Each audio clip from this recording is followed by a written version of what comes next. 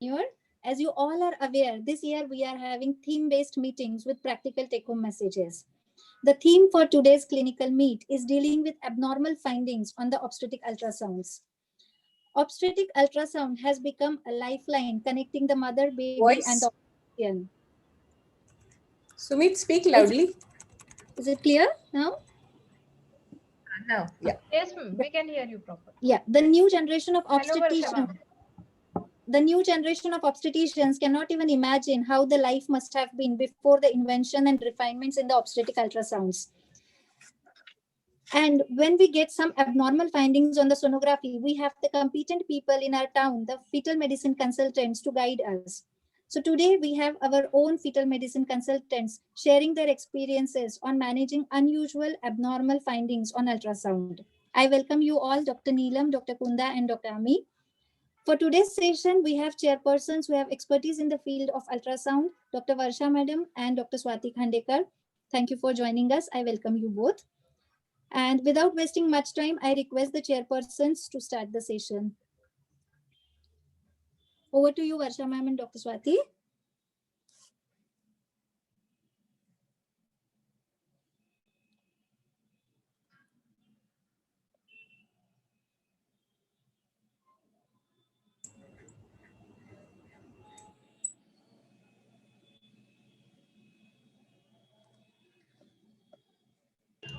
Unmute कर you can तू co-host आहेस नाही करता येत आहे हा झालं ना आता येतोय आवाज Yes.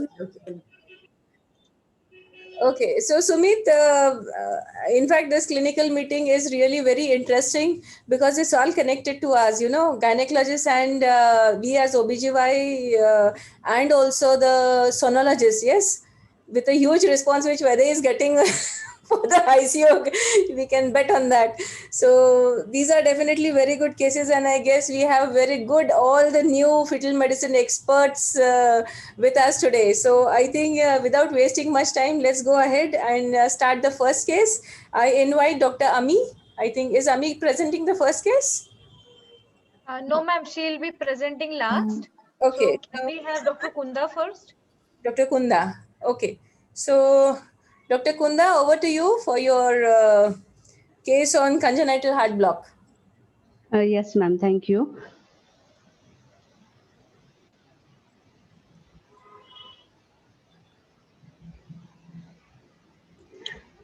Good evening, everyone. I am presenting the case of congenital heart block. This is the case of September 2016, almost 4.5 years back. Now that baby is now 4.5 years old. She is doing well, fit and fine. So to start with the case, she's the primary gravida, 28 years old, 29 weeks of gestation, referred to Mayflower Fetal Medicine Center with abnormalities in fetal heart, with poor prognosis and the risk of intrauterine death. She was prior investigated for all ANC profile and it was all normal. So appearing like a low risk case, there was no any history of previous losses, no any history of medical disorders, and no any treatment she has taken other than the pregnancy treatment. There was no significant present, past and family history related to this condition. On ultrasound, fetal echocardiography was showing mild cardiomegaly, sinus bradycardia, fetal heart rate was 76 beats per minute with cardiomyopathy. Normal fetal heart rate is from 120 beats per minute to 160 beats per minute. Anything below 120 is abnormal and anything above 160 is abnormal. So in this fetus, the fetal heart rate was very low, that is 76 beats per minute, with other findings on fetal echocardiography. There was no as such structural major cardiac abnormality. Echo report is suggestive of sinus bradycardia, cardiomegaly, cardiomyopathy with early signs of fetal heart failure. Ductus venosus was showing A-wave reversal, but cardiac conduction was 1:1. The variability is around 3 to 4 beats per minute, and fetal heart rate was 76 beats per minute. So this was the picture at the time of first visit, 29 weeks. Cardiomegaly was there. Cardiomyopathy, here we can see the thickening of cardiac left and right ventricular wall. Even pericardial effusion is also there. This is before the start of treatment, and these all images are after the start of treatment, over the slow period after treatment. So, suspecting the etiopathology, the patient was investigated for maternal torch infection and the maternal anti-nuclear antibodies. And in this case, maternal anti-nuclear antibodies was 20 folds high. That is, anti-Rho antibody is 213. Normal value is up to 20, but this is very high levels of anti-Rho antibody. Anti-La antibodies are normal. So it took around 1 week to come all these reports, and after coming the report, I know that it was related to the anti-nuclear antibody, that is anti-Rho antibody. So the rational strategy for the treatment of such congenital heart block is steroids. So I have started dexamethasone injectable 4 milligram per day till the delivery period, and with that I have also started ritodrine hydrochloride, which is beta mimetic, which is known to cause fetal and maternal tachycardia. So in the planning to increase the fetal heart rate and to pause or cease the further damage to the conduction system, I have started steroids and ritodrine both as a part of transplacental medical management. Ritodrine I have given oral medication 10 milligram TDS till delivery period. So over the period, period, fetal heart rate increased up to 100 beats per minute, and it was maintained on 100 beats per minute. Cardiomyopathy, pericardial effusion also resolved in a due course of time. So ultimately, we have continued the pregnancy till 37 completed weeks. Cesarean section was done. Baby cried immediately after birth. Normal Apgar score. Heart rate was maintained 100 beats per minute. We shifted the baby for observation to NICU under the pediatric cardiologist guidance.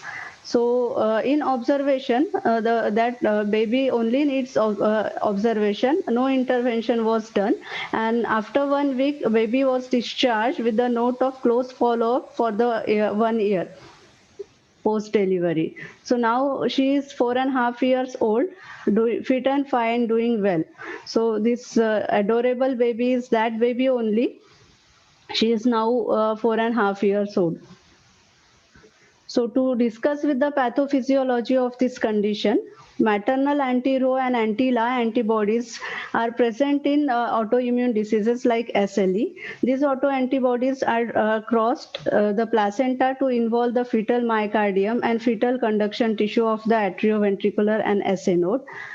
It may reflect in the form of sinus bradycardia, first, second degree block, flutter, caudal rupture, tricuspid wall caudal rupture, and dilated cardiomyopathies. And this may present from 18 weeks of gestation to 28 weeks of gestation. Glucocorticoids is the rational strategy for the treatment in congenital heart blocks. If we see, early diagnosis is the key for the treatment part. For prevention purpose, we can start hydroxychloroquine 400 milligram orally at the start of pregnancy to prevent congenital heart block in the previous history of congenital heart block baby, or the known case of anti-nuclear antibodies. And even intramuscular immunoglobulins therapy can be administered every 21 days till 36 weeks of period. And one more patient I have treated is with the history of anti-nuclear antibodies, known case. She was primigravida, and we have closely followed in the form of fetal echocardiography, and even for prevention we have started HCQ 400 and intramuscular immunoglobulin monthly till the 36 weeks of gestation. Just 2 months back, she delivered a healthy, normal baby, and without even start of signs of heart block.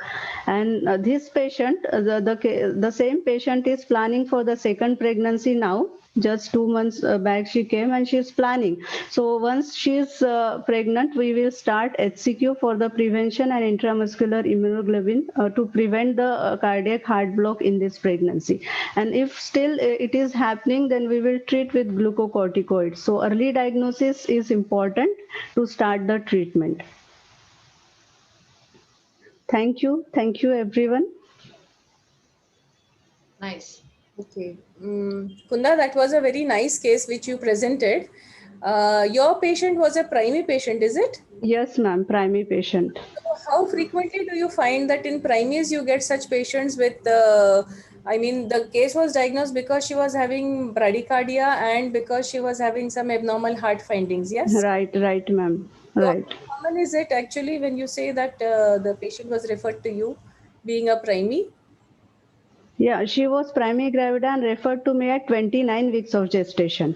Yeah, as far as the literature which says that it is very, very uncommon, it is found in almost 1 in 15 to 20,000. Right. It's a very rare thing, ma'am. In primary gravida, it is happening. Yes. Why So I what? to ask you this question was because I last year even I had a patient like this. She was Right. she had a missed abortion. That is, I don't know whether she really aborted or she said that she had just missed her periods and she got it was pregnancy. UPT was positive and she got her periods. That was it. Second time when she came to me, she was having a 6 weeks pregnancy, but then again it was a miscarriage. I tried to abort her actually.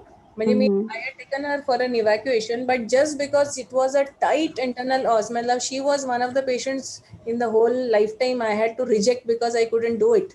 Right? It was Mhm. such a tight os that even by hysteroscopy also I couldn't enter into the cervix, and I had to abandon the procedure and give the patient medical pills, and then she aborted. Right? Third time Okay. she came to me, I was just praying to God that nothing happens to her. She should have a very good pregnancy, and Right, ma'am. in between she used to be lost to follow up. I don't know for what way reason she didn't even complete her investigation profile, but thankfully when she came to me she was pregnant. Then I referred her almost outside only for the scans. Earlier scans, even the NT scan was normal, but then when she came to me at 18 weeks, that time I found that her fetal bradycardia was there. And then I kept in touch with a few of the specialists to rule Right, out what ma'am. is the cause of bradycardia. And her heart rate was something around 60 to 70. That was it. And I was very afraid that when this patient will land up in a fetal demise. Sadly, just because the patient was not very well connected to me, I couldn't do her investigations on this profile, the TORCH and the RO and the LA antibodies. Right, ma'am. Again, she came back to me. She delivered with me that the baby Mhm. is fine. It's now a 1.5-year-old male child she's having. It's fine. Mhm. But then this is really a big question as to itna bradycardia hone ke baad mein she didn't have any other problem. The heart was normal, everything was normal, and she was also perfectly normal. For that reason, probably she was not coming properly for the treatment. She used to come after 1 to 2. She stayed far, so it was not feasible for her to come for regular follow-ups. But Right, ma'am. the case which you have presented today, so measuring the heart rate, yeah, right from that Right. Yeah. see the patient. Every sonography which we say na that heart rate is regular, and then you don't mention how many beats it is. Right. That is Mhm. a lesson for all of us that we should be writing what is the heart rate in each and every visit and each and every sonography scan which you do. Right, ma'am. And in multis, especially when they have history of BOH, you look into the patient more very well, you know. But when she is a primary and she's being referred for that, it is really difficult to find out what they do. Yeah, right, ma'am. Anything else what you want to say regarding this patient? Yeah, ma'am. In some patients who are having the bad obstetric history, like 1 or 2 abortions with, if it is diagnosed as a anti-nuclear antibodies positive status or unexplained cause. Difficult to pick up in a primary. In a primary, Yeah, in primary, we can have the routine protocol, like at 12 weeks scan we are doing it. So at 20 weeks scan we can add echocardiography, and even in between growth scan that we are doing around 28 to 30 weeks. In that also we can see the fetal heart rate, even the functional heart we can see at that time, because the period is from 18 weeks to 28 weeks. So in between we can see this. So any clue, it may be a pericardial effusion, it may be a myocarditis, it may be a conduction disorder. So it should be a meticulous scan at every time, 12 weeks, 20 weeks, 28 weeks and 36 weeks. yes, So 20 weeks and 28 weeks scan can be favorable to diagnose this type of cases if it is a primary gravida. exactly, right, right. And madam मला पण एक सांगायचं आहे. I also want to add. Hello. Swati गाडी ते Please go ahead. Swati, go ahead. I had a similar case 3 years back. And I had done her NT scan. The NT scan showed a normal fetal heart rate with regular rhythm. And suddenly, it was an incidental finding where in an 18-week scan where she went to her local MP doctor, where they measured the heart rate as 52. And then they panicked and they came here. And that was the case when we diagnosed it at 24 weeks to have a autoimmune congenital heart block. So what I can, hello? बोल. Ha. So it is a similar case to you, Varsha madam. तुमच्या case सारखीच case आहे, and but it was diagnosed at 24. But this patient had quite a happening obstetric tenure. At 35 weeks, she had Doppler changes, and so she was taken up for a seizure. And I think it is a multidisciplinary approach when we deliver such babies with a heart rate of around 60. A pediatric cardiologist standby in the OT, because you never know how the baby is going to react postnatally. So our baby was, after the delivery was shifted to the NICU, was observed, and now at 3 months the baby has, achieved milestones, and the heart rate is still maintained at 50, 52. So I think we just need to have a multidisciplinary approach to all management of autoimmune congenital heart blocks. And what I feel is the recurrence rate is almost 18 to 20%, though in multis. So such patients need to be monitored, need to be counseled, and they should be ready to take the risk when they are planning for a next pregnancy, because studies have shown there are very few literature which is available about autoimmune CHB, but then these children may need pacemakers at around 8 to 10 years of age. Some of them, few. So yeah, it could happen because we don't have that long-term follow-up with such babies. But 4.5 years is a good follow-up. If that baby is doing good, the baseline heart rate there was 100, so maybe that was okay. But in cases where the case which I had, the heart rate was just 52. So I think that also should be kept in mind. Multidisciplinary approach with a good follow-up. Yes. Yeah. नीलम बोलो, तेरी आवाज नहीं आ रही. वैदे madam मी leave करते meeting. Okay. Thank you, Swati. Okay. Neelam, you are not audible. Thank you, madam. Thank you so much. Yeah, thank you. Neelam can't hear you. Yeah, there is one question in relation to the risk of recurrence. Dr. Kunda? Neelam, you are not still audible.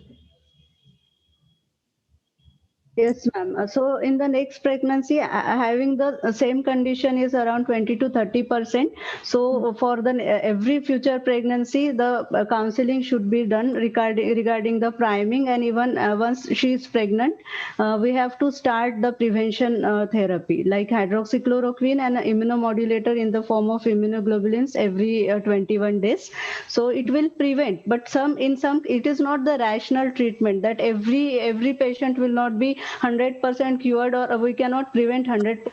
So we need to see for the functional echocardiography at the 18 to 20 weeks, and if 18 to 20 weeks and every month we can see the functional heart. If anything we observe that there is a bradycardia or something like pericardial effusion or myocarditis, glucocorticoids is the rational strategy for treatment for these cases. So prevention is also a part, close follow-up is also a part, and treatment, if it is happening, then these all multidisciplinary, even the involvement of pediatric cardiologist in such cases is important, because there may be a need of pacemaker immediately after birth or some in the childhood period. So close follow-up even during pregnancy and after delivery is also important in such cases. Right. There are two more questions, na Sumit? Yes. Yes. Yeah.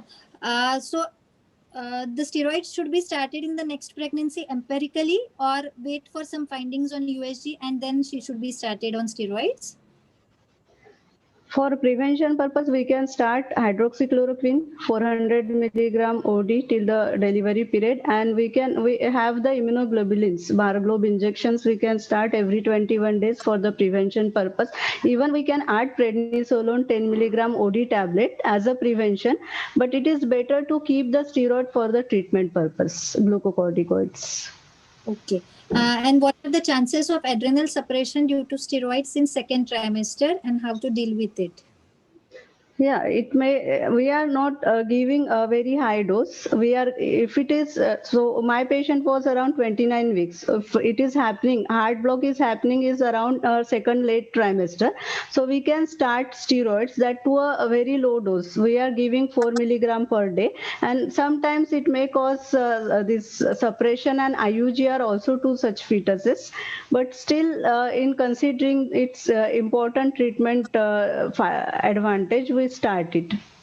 Okay. And one more question for you, like what is the dosage of dexamethasone and ritodrine that you have administered to the patient? Yeah, dexamethasone 4 milligram injectable intramuscular I have started till 36 weeks daily, and ritrodin ritopar tablet 10 milligram TDS. Other way, it will also act like a uterine relaxant, and it will cause maternal and fetal tachycardia. So fetal tachycardia is advantageous to us. That's why I have started that. So some literatures are there, 2 to 3 cases I have seen. They have maintained with these two protocols. So I have also used the same protocol, and it is benefited the fetus. Can Dexa be given orally instead of intramuscular? Yeah, it can be given orally, but IV this injectable route is much reliable. So I have started injectable. Daily injections to patients. It's So like after actually she was 29 weeks, no ma'am, and it was so we need a reliable route. So it should be the books also mention that it can be given 4 milligram orally. yeah, orally we can give it, but injectable will be a reliable route. Okay. Okay. Thank you, Dr. Kunda. Thank you, ma'am. Ami, are you set? Because Neelam is facing some problem with her audio. So she's logging in with another device. So if you're ready, you can start the case if you don't mind.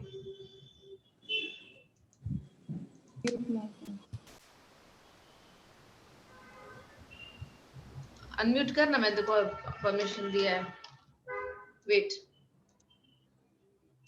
या you are the co-host now you can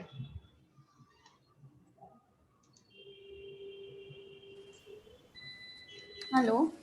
Yes, ma'am. Is it done? Okay, ma'am. I'll start my presentation.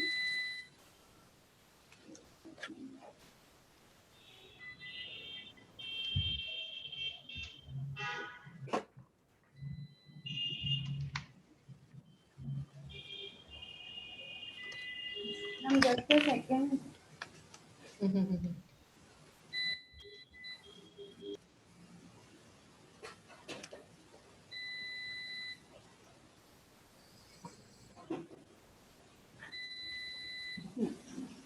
Ma'am, actually, it's again on low battery and I feel light चली गई है कि क्या पता नहीं. Okay, ma'am. I'll start.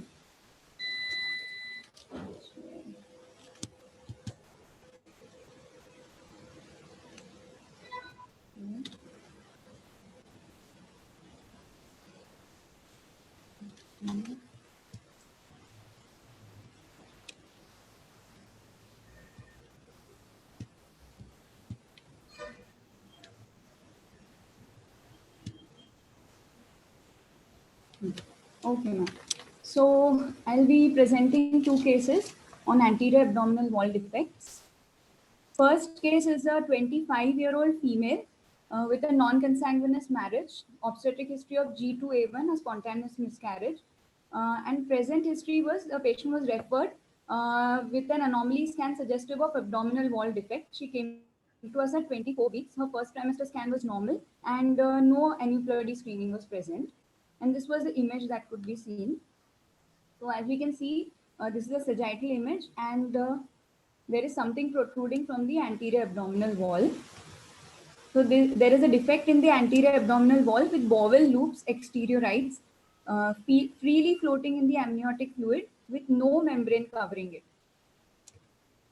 This was the cross-sectional image wherein we could see the umbilical cord, which was seen on the left of the defect, and the cord insertion appeared to be normal. And so the defect was towards the right. The limb movements of the baby appeared normal. the baby had a single echogenic intracardiac focus in the left ventricle of the heart, but the fetal echo showed a normally connected heart with normal flow patterns. And so our diagnosis was gastroschisis. Now, what counseling did we give to the patient? In case of isolated gastroschisis, it can be corrected postnatally with a very good post-surgical survival rate of around 90%. And the risk of chromosomal and non-chromosomal anomalies are very low, and therefore karyotyping or invasive testing is not mandatory in such cases. The mode of delivery would be preferably cesarean section to avoid the tearing of mesenteric pedicle of herniated bowel and preventing infection to the birth canal from the birth canal.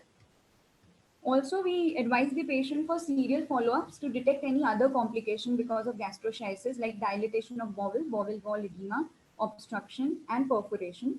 Bowel obstruction may also lead to polyhydramnios as the pregnancy continues, and this might need amnio reduction. That was also counseled to the patient. And also that there was a risk of neonatal morbidity due to bowel necrosis, atresia, infection, and perforation was explained to the patient. And also we also explained that if without any bowel complication, if the baby remains without bowel complication, then the survival would be around 100%. Also, a pediatric surgical reference was given to the patient. Because gastroschisis is rarely associated with non-GI tract anomaly, we checked the baby completely and baby appeared normal. The only severe condition that would affect the baby and worsen the prognosis is congenital amyoplasia, which is characterized by absence of limb muscles, which are replaced by fibrous and fatty tissue. And in this case, we reassured the parents that limbs and limb movement were normal. For EIF, that is echogenic intracardiac foci, as it is, we mentioned that it was a soft marker for Down syndrome, and the likelihood ratio was 0.98 found in 1/5 of normal babies. And definitive test was only by confirmation of the anomaly by amniocentesis, and the couple opted against any other testing.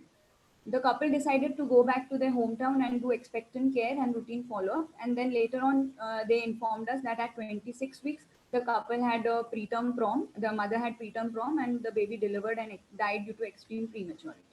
So this was the first case of gastroschisis. The second case is that of a 35-year-old female with non-consanguineous marriage, G2A1, again a spontaneous miscarriage. And she was referred to us at 12 weeks with an NT of 7 mm. And when we scanned her, this is what we see. Septated cystic hygroma. And as we scanned her further, the other finding that we saw was an anterior abdominal wall defect with mixed contents covered with a membrane. This was at 12 weeks.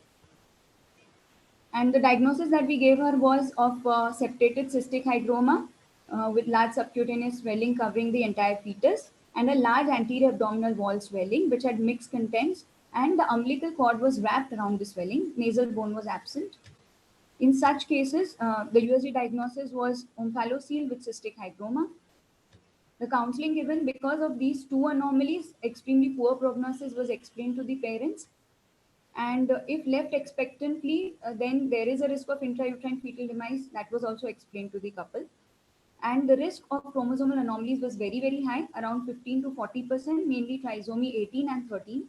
And in a few cases, even there is a risk of triploidy, trisomy 21 and Turner syndrome, and therefore karyotype is mandatory. So also in this case, omphalocele was associated with raised NT, and so KT along with a cytogenetic microarray was advised. The risk of non-chromosomal syndrome is also very high in this case because of a raised NT, like there is a risk of cardiac defect, CNS anomaly, skeletal dysplasia as the pregnancy goes on, diaphragmatic hernia and infections. And with omphalocele, the risk of Beckwith-Midman syndrome, pentalogy of Cantrell, cloacal extrophy, all these was explained to the patient. And we advise the couple that a definitive test to rule out any chromosomal issue must be done. Along with that, we also told them that there is a very low risk, that low chance of the cystic hygroma also regressing, and maybe in future we can do surgery for omphalocele.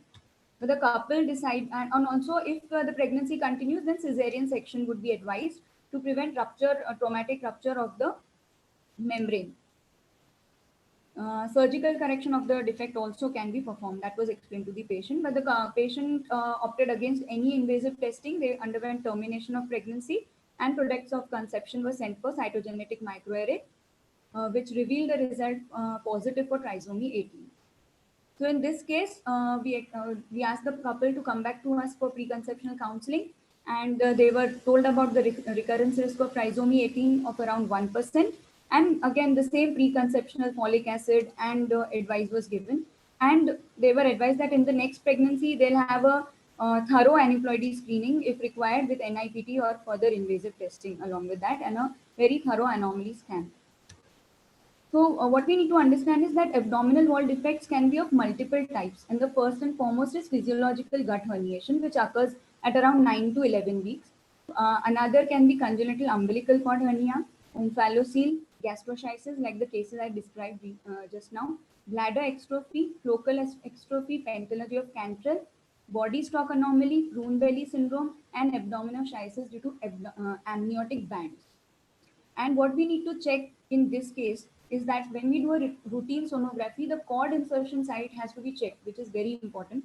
If it is normal, then either it can be a defect to the right of the cord insertion, which is seen in gastroschisis, or a low defect, as in the cord insertion is there, but it is down below, and the defect is below it, and there is no extruded bowel. And in this case, mostly it is bladder extrophy, where the bladder will not be seen.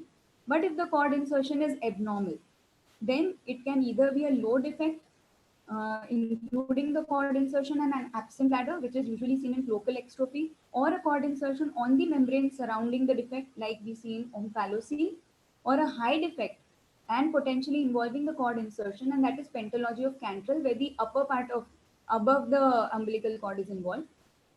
Or it might be an ill-defined anatomical distribution and fetus in a fixed position, like is seen in body stalk anomaly, where there is no freely floating cord. And these are the images. Like this image is showing an omphalocele, that is a membrane-covered defect, and the contents may be bowel or liver. In this case is gastroschisis, that is the bowel only is extruded, and there is no membrane.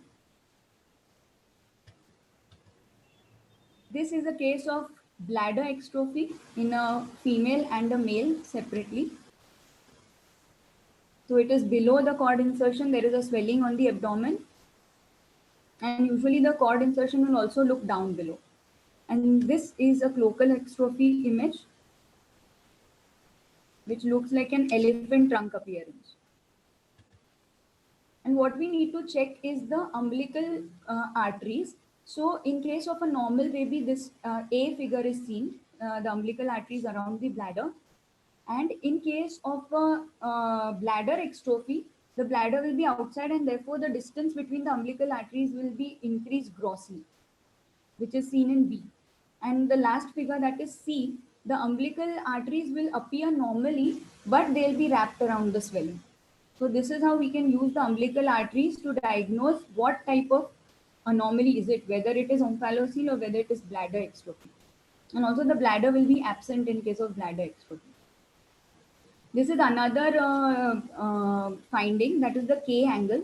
A is the normal image, where a normal K angle, which is an acute angle, can be seen between the umbilical artery and the aorta. And B is the case where there is bladder extrophy, and because the bladder is going outside, the K angle becomes obtuse. And in case of an omphalocele, again, there will be a swelling, but the K angle will be maintained as acute angle. So these, the umbilical arteries will be very helpful to us in diagnosing differentiation, the different abdominal wall defects. So this is the image that we can see, where C is the normal thing, C and D, and A and B show bladder extrophy. Then there is body stalk anomaly, where there won't be any free floating umbilical cord, and the baby will be attached directly to the placenta. And this kind of image we will see, abnormal baby, and as we can see, there is no placenta, and the whole abdominal wall will be exposed. There won't be any abdominal wall at all.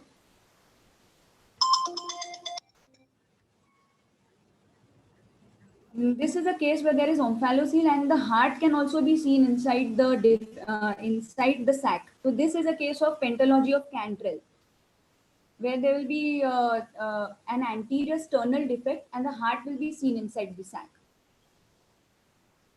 And this is the last one. Amniotic bands can be sometimes very, very lethal, though they are normally found, normally they cause amputation of fingers, but they also can cause sometimes abdominoschisis. That is, they can also cause such injury to the abdominal wall, leading to necrosis, and all the bowel and everything will be exposed outside.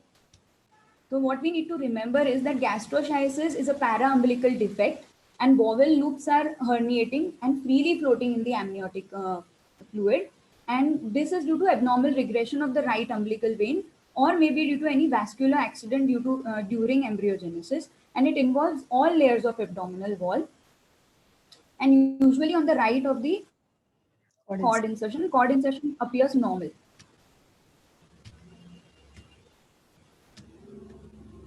Ultrasound diagnosis, bowel loops freely floating. And we need to remember that risk of chromosomal and non-chromosomal syndromes are very low in this case. Only we need to check for movements of the baby, because hypoplastic lower limbs may indicate congenital amyoplasia, and then we need to give an option of termination to the baby. Mode of delivery will be cesarean, and surgical reduction is possible by a step-by-step process. Outcome is usually very good in gastroschisis. Usually the defect is also very small. But in extremely rare cases, it might cause damage to the bowel and may lead to vanishing gut syndrome in some cases. Now coming to omphalocele, the defect is in the closure of the abdominal wall, and therefore it results in bowel loops and liver and all other structures remaining outside. After physiological herniation into the umbilical cord from the 10th week of development, there is a failure of the umbilical wall to close, and therefore herniated organs are wrapped in two layered sac. One is the amnion and one is the peritoneum. It is one of the commonest abdominal wall defects with an incidence of 1 in 3,000. And very high risk of chromosomal anomaly is there, and therefore we must advise invasive testing. There's a high risk of non-chromosomal syndromes as well. And 75% cases have association with some sort of chromosomal or non-chromosomal syndrome. And chromosomal anomaly risk is higher in cases of small omphalocele containing only bowel loops. And huge omphalocele containing liver are less frequently associated with chromosomal anomaly. This is also one important thing to be remembered.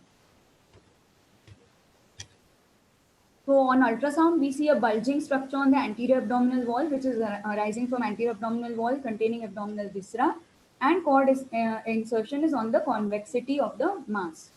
And omphalocele can be less than 5 centimeter, which is minor, higher chances of chromosomal anomaly, more than 5 centimeter, which is major, and if containing liver, then it is giant omphalocele. And at 11 weeks of gestation, an omphalocele can reliably diagnose only if it contains liver, because sometimes we might mistake a physiological herniation, and therefore to confirm, we must wait till 12th completed week of gestation to confirm an omphalocele. And when the fetus with omphalocele has increased nuchal translucency, then it has a very high association with chromosomal anomalies and also with cardiac defects. And there are some rare cases which we must take into consideration, where care should be taken not to mistake ascites for amniotic fluid, as this would lead to an erroneous diagnosis of gastroschisis. Sometimes there is severe ascites in the fetus and we feel there is bowel loops are freely floating in fluid, and that mistake can be made. And sometimes there is rupture of the two-layered membrane sac, which may occur in 10% of cases, again making it difficult to differentiate between gastroschisis and omphalocele. So outcome is good if the lesion is isolated and liver is not completely herniated, and very poor if associated with chromosomal or other malformations. So finally, what to do if a patient comes with anterior abdominal wall defect? Check for cord insertion site with color Doppler. Urinary bladder must be checked with umbilical arteries and check for the signs like K angle and widening of the arteries. Complete anatomical survey, look for other abnormalities in the heart or any other body part. Genetic sonogram. And in case where you are suspecting bladder or cloacal exstrophy, do a 3D or an MRI for guiding the operating surgeon. And genetic diagnosis is a must, QA-PCR, FISH, CMA, or in case the patient is poor, advised DNA storage. And approach should be allow the patient to take their choice, never say termination of pregnancy. And if they decide to continue the pregnancy, inform them about the poor prognosis due to multiple surgery. Chromosomal test should be done if continuation is decided, and the risk of prematurity and polyhydramnios should be advised to them.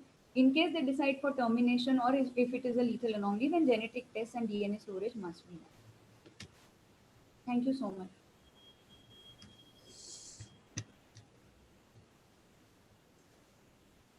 Hello. Yes, ma'am. Abhi, beautifully explained. Very Thank you beautifully. so much, ma'am. The difference between omphalocele and gastrochasis, very beautifully explained.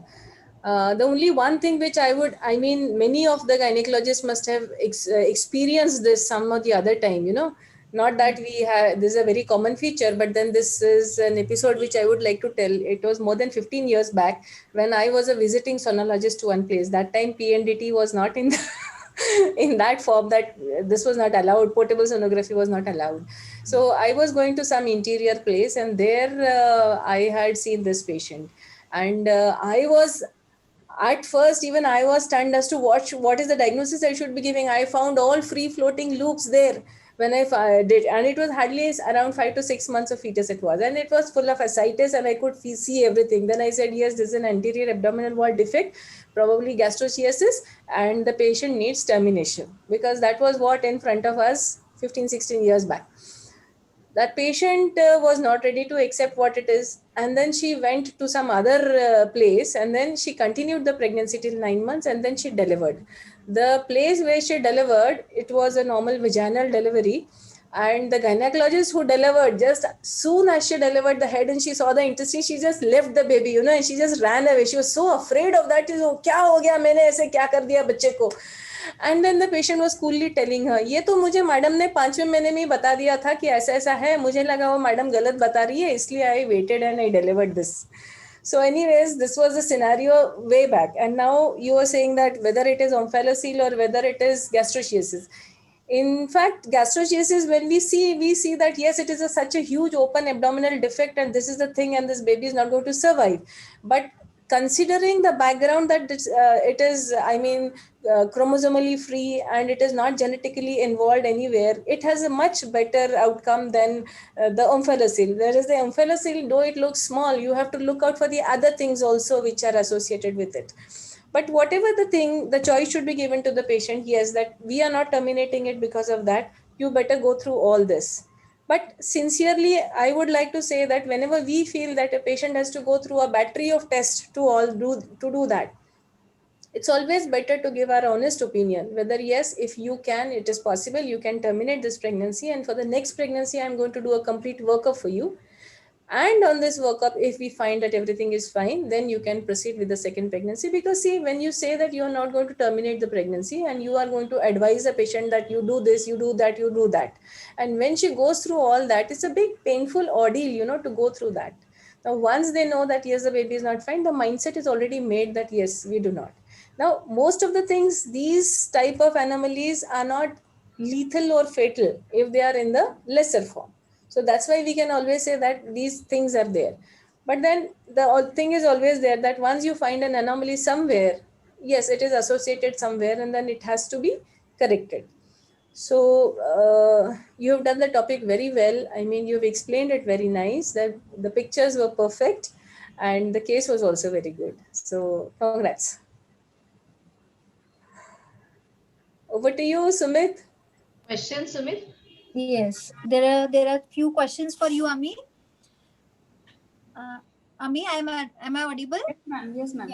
Yeah, if the patient has history of trisomy 18 or 13 in previous POCs, is it advised to go by sequential screening, or is it mandatory to do invasive testing? Not mandatory to do invasive testing, but as it is with a history of trisomy 18 or 13, the patient's next risk is 1 in 100 already. Means she is already a high risk case, 1% risk, that is 1 in 100.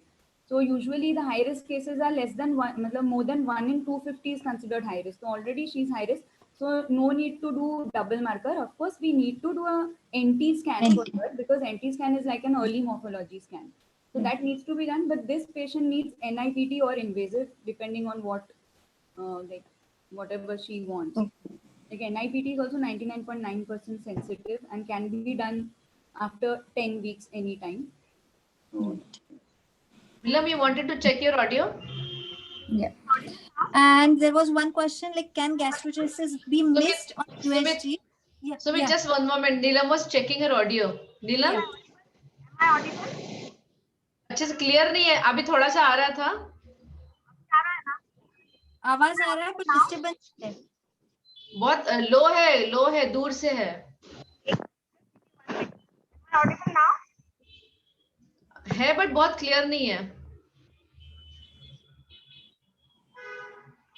Just 1 minute now. Yeah, till then we can go ahead with question answers. Yeah. There is one question for you, Ami. Can gastrogenesis be missed on USG and baby delivered with that? So I think we have heard Madam's case, Varsha Madam's case just now. Your opinion, Ami?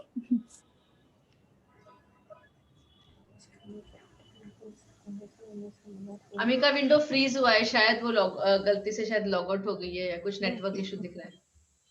Maybe Kunda, you can take that question till Ami logs in again. Yes, ma'am.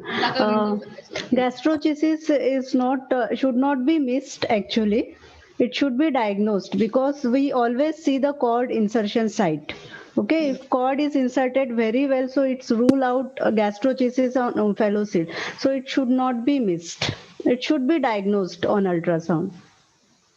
Right. There was one question for you also, Dr. Kunda. Yes, is there any ma'am. screening protocol for autoimmune disorder in the mother? Yeah, if it is a primary gravida, then we are not routinely included. It is not included in the ANC profile. But if the lady is having history of bad obstetric history or previous losses or any history of congenital heart block, or even she is having any history like joint pains, rashes, so we can go for the anti-nuclear and complete anti-autoantibody profile that includes anti-phospholipid, anti-cardiolipin, then this anti-nuclear profile that should be complete anti-nuclear profile including anti-Rho and anti-La antibodies. So that we can do, but if the patient is having history, some sort of history or previous losses related to this condition. So routinely we are not including in the primary thing, ANC profile. Yes. Thank you. Thank you, ma'am.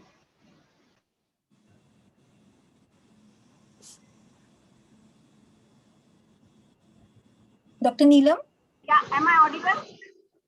Yes, better, I think, no? Better? You are. Better than before, yeah. One more question to Dr. Kunda, please. Would you recommend mechanical PR interval monitoring in your case in the subsequent pregnancy, Dr. Kunda? Yes, ma'am. PR interval, if it is prolonged, then definitely it is showing the early diagnosis of congenital heart block. So mechanical PR interval should be included in the functional echocardiography, start from 18 to 20 weeks of fetal functional heart echocardiography. And would the management change in any way after we identify?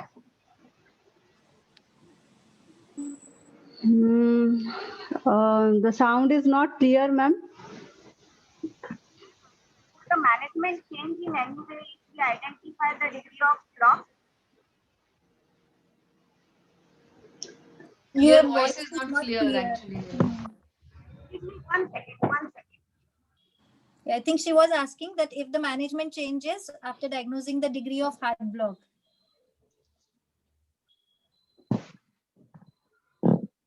The antenatal management will be same if there is prolonged PR interval or if it is a 2:1 heart block, or furthermore, only the counseling and prognosis will differ. So that baby will need observation more under pediatric cardiologist, and even pacemaker will be needed in such cases. Treatment will be the same. The rational strategy will be same. Alert towards the possibility. Hello? Yes, ma'am. Your voice. That is what I wanted to know. Is there any way that we can monitor in multigravidas? That's what I was asking. Yeah, ma'am. Yeah, thank you. Yeah. And one Yeah. question to Dr. Emmy. Yes, ma'am. Would the size of omphalocele make any difference in sort of the counseling that you will do for patients, Dr. Yes, ma'am. Like I said, ma'am, that if the size of omphalocele is small, then moreover there are high chances of chromosomal anomaly. So we must test the baby, and if it is negative for any chromosomal anomaly, then the prognosis will be better.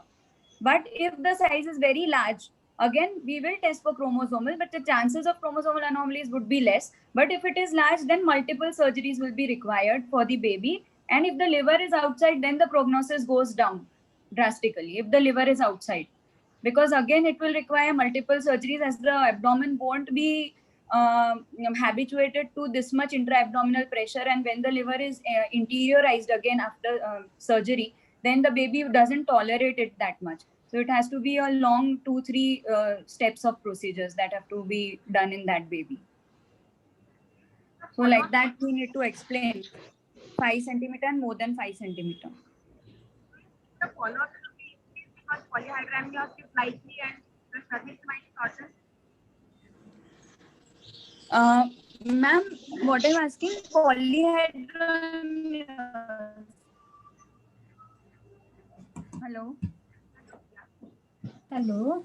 Ma'am, if polyhydramnios occurs, we tell the patient that if polyhydramnios occurs and that is causing any distress to the patient, again we can do amnioreduction in those cases to prevent any preterm labor or preterm prom or maternal respiratory distress due to polyhydramnios. That can be done. Amnioreduction can be done. Ma'am, can't hear you.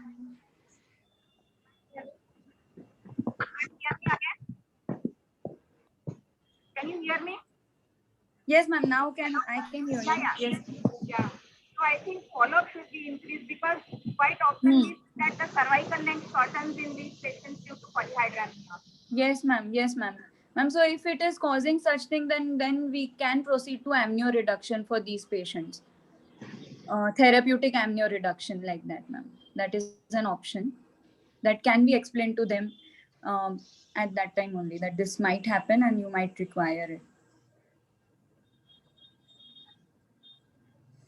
Am I any better in terms of sound or is it not very good still? No, ma'am. Not very. Not very good, ma'am. I will just start the slide and please let me know if the sound is okay or not. Yes, ma'am. It's little better, but if you can improve it, that will be great. Yes, ma'am. I have increased the sound to maximum. I don't know if the signal reception is a problem. Never mind. This is your voice is audible.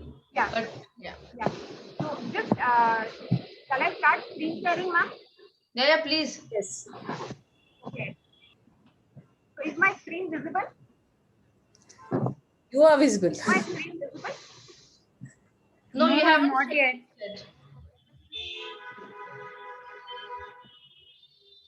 Is the screen visible? Yeah. Coming in now, yes. Yeah. Is the sound a little bit okay? Can you at least hear me? Yeah. Yes, ma'am, we can hear you. Okay. So I'm very sorry for the sound quality. I don't know. This is how I am very technically very poor.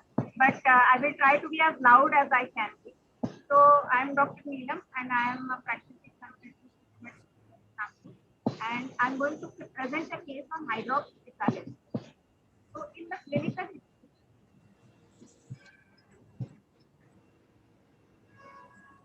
Total voice break now. yeah. Hello. Hello.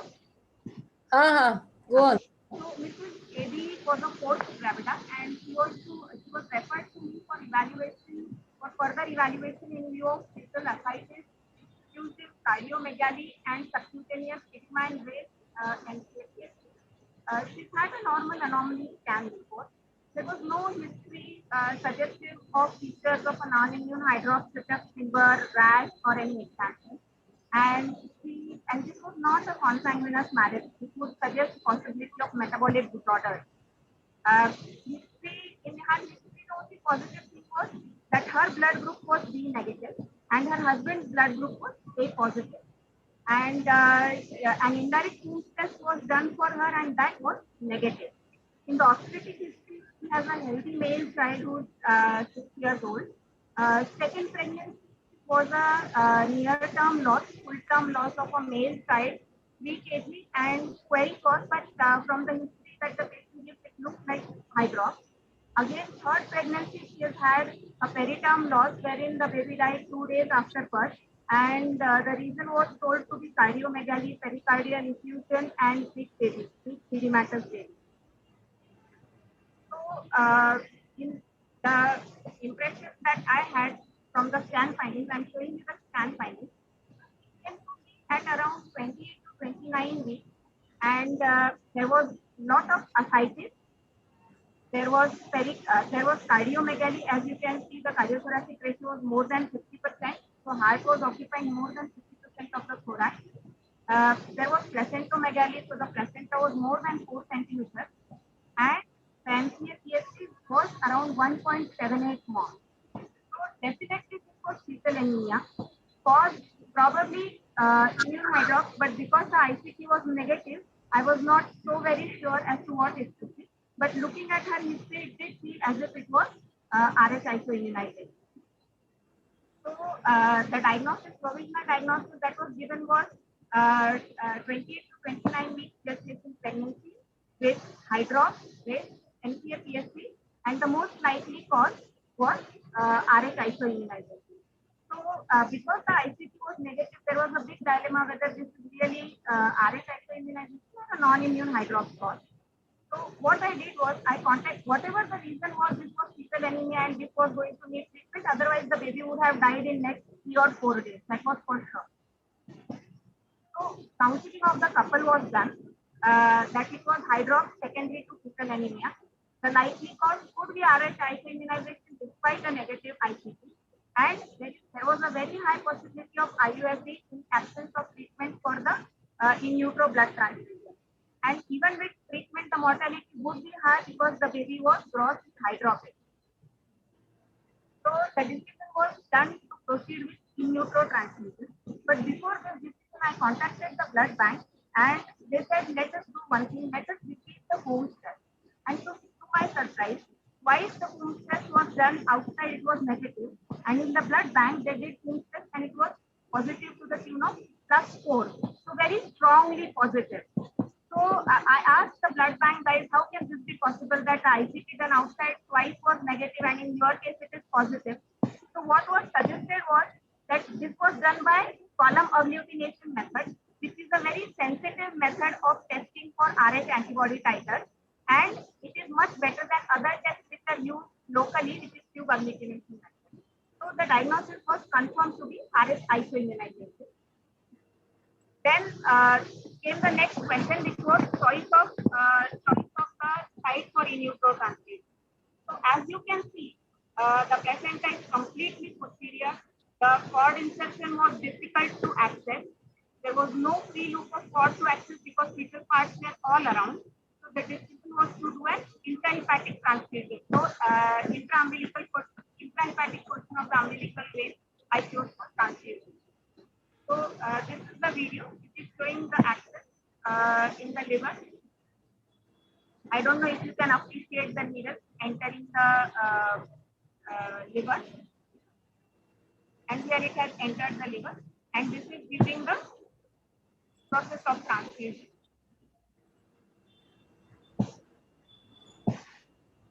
You can see the cascade of internal echoes that is flowing through the intrahepatic umbilical vein. So as soon as we put the needle, we withdraw about 2 ml of blood and check for baby's hemoglobin before transfusing, and also more importantly, baby's blood group, because once the transfusion is done, the baby will have only O negative blood in the circulation. So it is extremely important that we check for the blood group of the baby, and the blood group was found to be O positive. So in combination with RH isoimmunization, there was also presence of ABO incompatibility in the fetus, and that's why there was so much hemolysis in the baby. So I transfused about 110 ml in the baby, and then before transfusion the hemoglobin was 3 gram per cent, and after transfusion the hemoglobin came out to about 15. Am I audible? Yeah.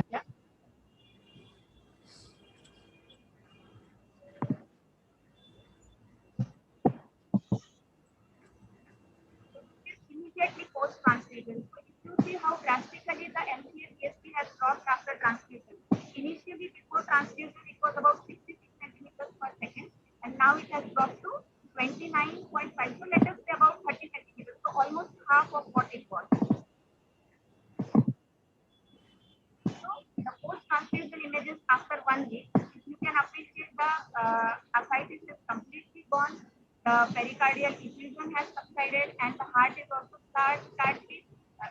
slightly becoming smaller in size, but gradually it became very rare. Serial MCA-PSP monitoring was done for this baby. So you see, this was after 1 week of transfusion, and the MCA slowly started rising. It became 34.7. In the following week, it was 43.0. And in the third week, again it rose to 50. So normally when we transfuse, after the first transfusion, you will usually go with the second transfusion in the second week. So after 1 week, because the rate of hemolysis is very rapid after the first transfusion. But luckily for this baby, the MCA-PSP did not rise that fast. So I had the leeway and advantage of postponing it for 3 weeks rather than 2 weeks. So after the third week, the MCA-PSP again started rising, and it was almost 55 again, so suggesting mild fetal anemia in the fetus. So again, the decision to give a second transfusion was done, and the same thing, O negative blood was taken with high hematocrit, EMP irradiation was done, and we gave a second set of transfusions. But this time the transfusion was relatively better because there was no ascites, so the site access was relatively better, and the baby had become slightly bigger. So after anesthesia to the baby, the transfusion was okay. So this time the pre-transfusion hemoglobin was 10. So from 15 it had dropped by 5 milligram percentage in 3 weeks. And so again I did a transfusion, and this time we transfused about 90 ml. Again the SP rose to 50. Thereafter, the patient was monitored for 3 weeks again. So, as after the first transfusion, the hemoglobin dropped by 5%. So we were expecting almost similar drop in next 3 weeks or 4 weeks.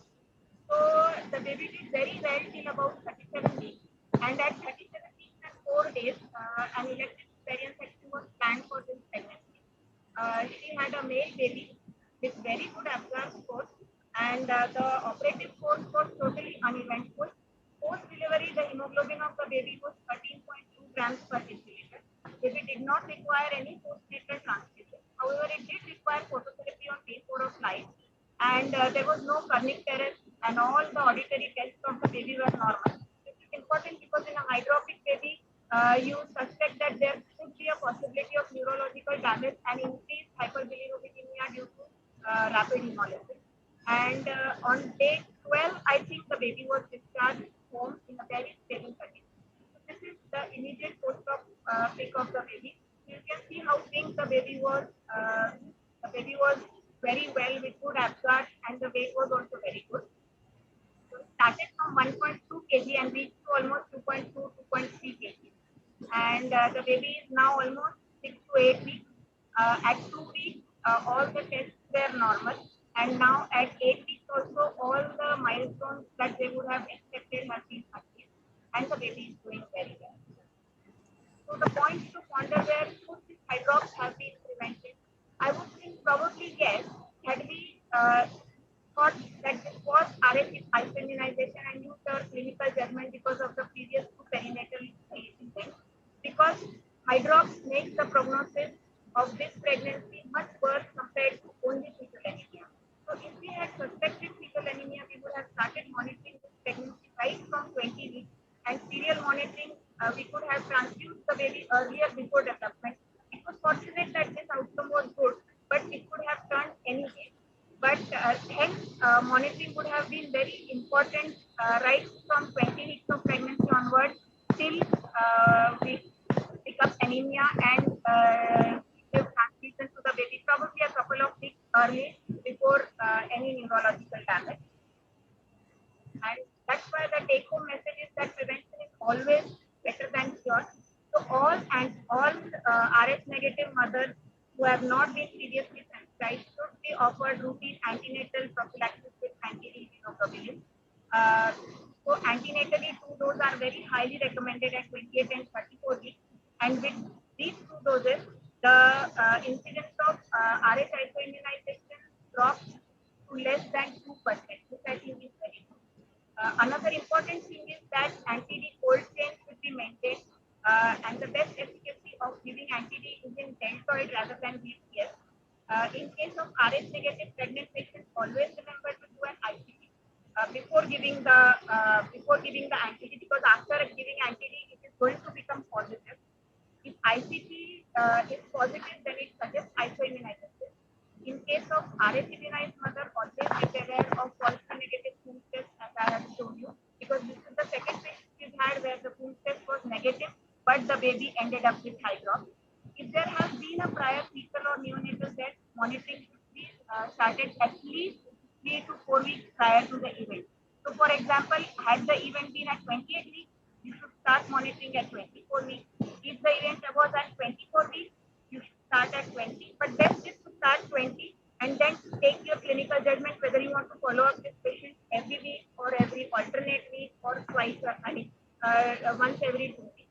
And once ICT is positive, there is really no role of anti. Thank you.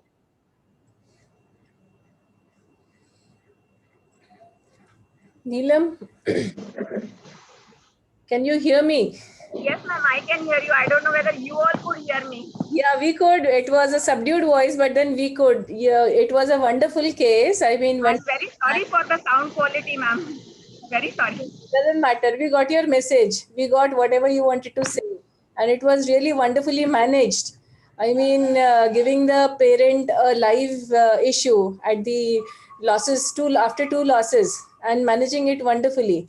I just wanted to ask you one thing: that patient was negative, husband was positive, right? And what was the blood group of the first baby? Did you ask? First baby was positive. Huh? First baby was positive. Okay, first baby was positive and then she got sensitized and that's why she had two further losses. Yes, and she had not received anti-D at that point. Okay. So was it because the doctor didn't give her or she didn't know that? Because most of the patients who deliver, they don't even know what the blood group is. Yes, ma'am. Probably that would have been the reason, but she was probably not aware, and she comes from a periphery, ma'am. Actually, the patient was referred from Nanded to Mayo, and then Patankar ma'am had referred the patient here to me. Okay. So I think considering the area where she delivered her first child, they may not have realized that and not given her. Even during the second and third pregnancy, I don't think a proper diagnosis was made. This was just Yeah, so this is one take-home message for all the gynacs who are viewing the CME, that you have to write the patient's blood group on the discharge card when she delivers with you. And secondly, you also have to write the blood group of the baby who you deliver. So if you write these two, she can at least maintain that, though she will be illiterate enough to tell what it is, but your discharge card will at least show two blood groups, right? And this will prevent some problem if at all she is an Rh negative or something like that, right? The other interesting thing I will tell you, after this baby, sorry for it. So interesting thing I will tell you, after this baby was delivered, I received a call from the hospital that, madam, this baby's blood group is O negative. How come there is Rh immunization when the baby is O negative? And the activity is also negative. So the message is that because I have transfused around 210 ml of blood in this baby, the whole blood in the baby's body is O negative. So obviously you're going to get it O negative. The second thing is the DCT will be also negative because the RBCs that have been transfused are not Rh sensitized RBCs. So when we do the transfusion, before the transfusion itself, you have to sort of take blood and assign blood group to the baby depending on your blood that you have taken. And it is extremely important because in case the baby needs exchange transfusion at a later stage, then it will be very helpful to know what the baby's blood group was. So what I want to say is that it is all sort of understanding the blood group, putting it. There are so many times when I do an amniocentesis and every other investigation is there in the file except for the blood group, and then you are in a dilemma now what to do. Because if I give ICT and then a Coombs test is done, it will come positive. If I don't give and patient doesn't take, he has a high risk of RSV hyperinflation. So I think one take-home message if I have to give from this CME is that always, every patient's blood group should be written in bold on their file at the top. So that once you pick up the file, even if you don't know the name, you should know the blood group of the patient. So instead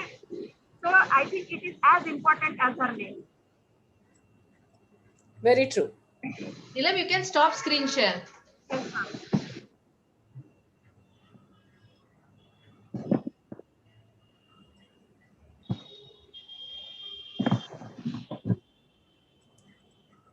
Sumit, you need to unmute. Sorry. Hello. Yeah, there is one question for you, Neelam. How to decide the amount of exchange transfusion and complication of the procedure? Calculated also we've got calculators. So there is a calculator on perinatology that we've got coefficient. So for example, for the first transfusion, we have a coefficient of 0.6 multiplied by weight for the. There are a lot of calculators available on the internet now. You can choose any of them because more or less all of them are the same, and they give almost the required volume that you would need to give. The important thing in this case was that this baby was hydropic.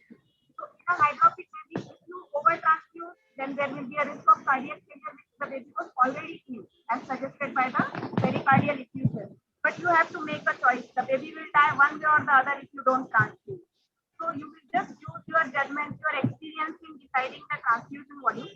The other thing that can be done is you can give furosemide to the baby in case the baby is very hydropic, if there is sense ascites, so that when you are giving transfusion, the diuresis will clear away the intravascular volume load, and then you can give the baby a little bit more blood.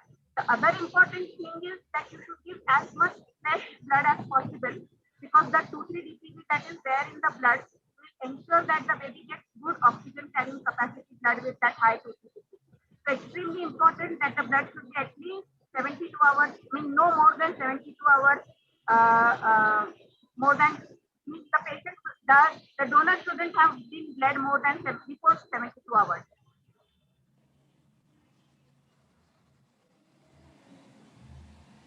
And the complications, fetal bradycardia is the most important complication, and the baby can die on table, especially a hydropic baby, because accidentally, if you puncture the umbilical artery, then it will lead to severe bradycardia.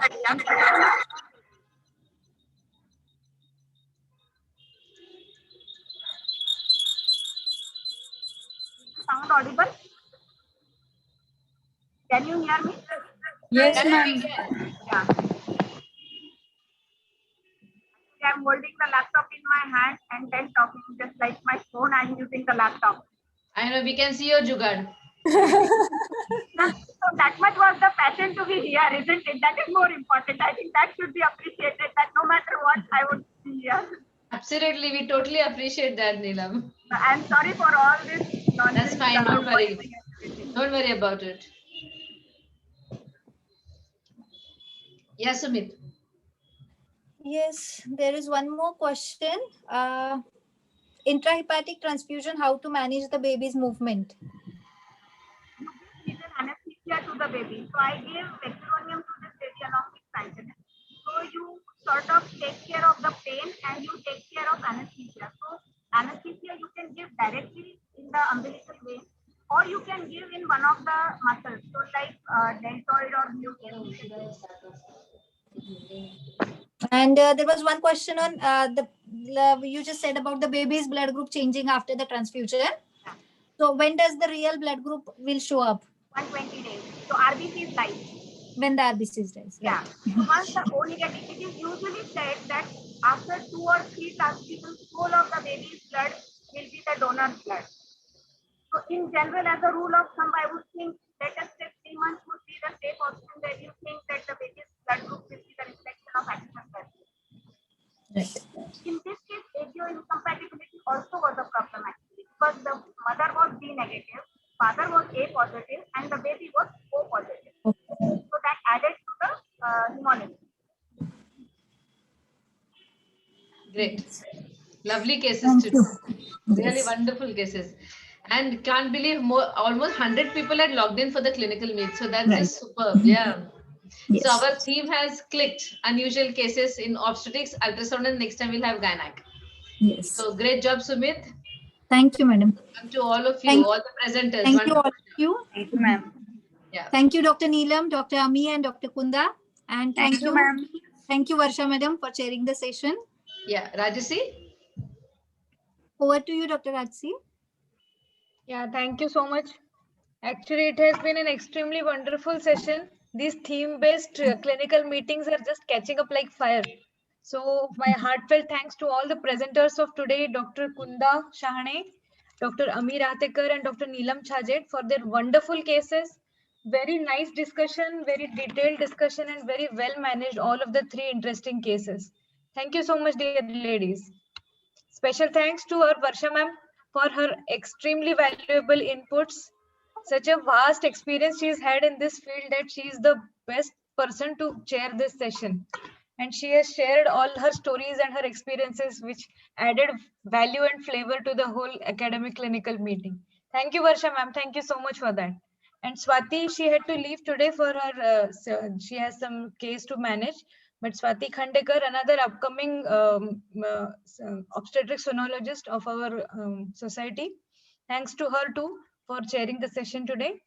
Sumit, as usual, you have been wonderful, meticulously managing everything, each and every detail, managing cases, speakers, and the themes. Thank you so much for all your hard work and cooperation all through the year. And I must thank all the participants who have been here. We have had nearly more than 100 participants today logged into for this clinical meeting, and they're still on after even at the end of the session.